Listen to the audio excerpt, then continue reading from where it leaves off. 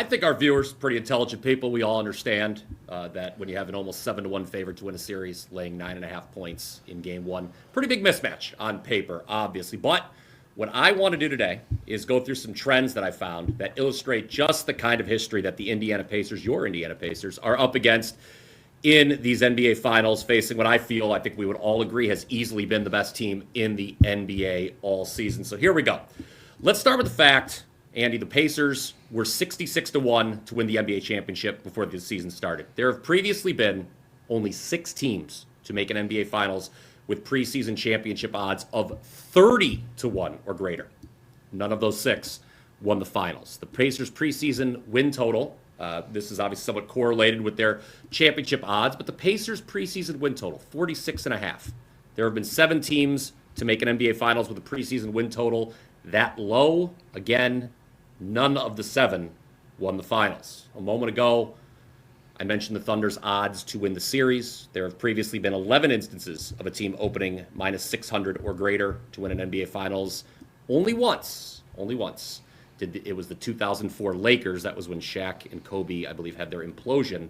That was the only team that did not win the series when opening minus 600 or greater. And Indiana is just the 7th team, Andy, I'm sure you know this following the team, just the 7th team ever to win both its conference semifinal and conference final as a series underdog. Of the previous 6, only one, the 1995 Rockets, went on to win the NBA final. So history is certainly not smiling on the Pacers to win this series, but what about covering the spread in game one? Well, I regret to inform you, Andy, that game one underdogs of the NBA finals, a terrible 2-18 straight up, 3-17 against the spread the last 20 years. So really, there's just not a lot that you can hang your hat on, I guess, historically, if you're a Pacers fan. By the way, P.S., those aforementioned 2004 Lakers are the only one of 10 teams to be a favorite of at least 8 points in game one and not go on to win the series. So unless if you're the 2004 Lakers, apparently, favorites, you don't want to say it's all over, but the shouting, these Pacers have certainly defied the odds so far.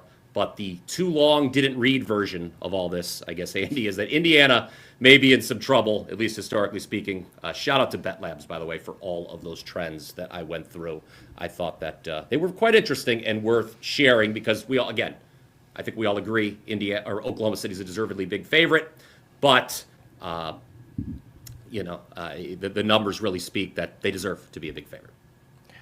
I listen, as a Pacers fan, I searched.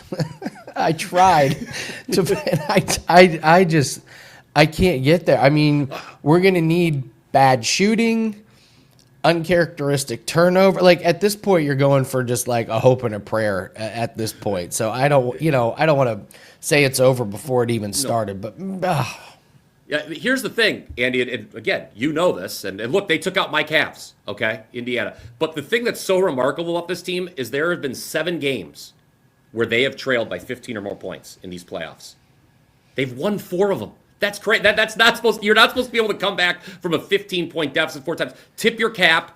Before the Eastern Conference Finals, Mark Zeno and I talked about this on the Morning Rager, that something had to change. Either Indiana's shooting had to regress from those first 2 rounds, or all those open threes the Knicks were giving up were going to start to go in. The Pistons couldn't make them. The Celtics couldn't make them. Well, the Pacers did.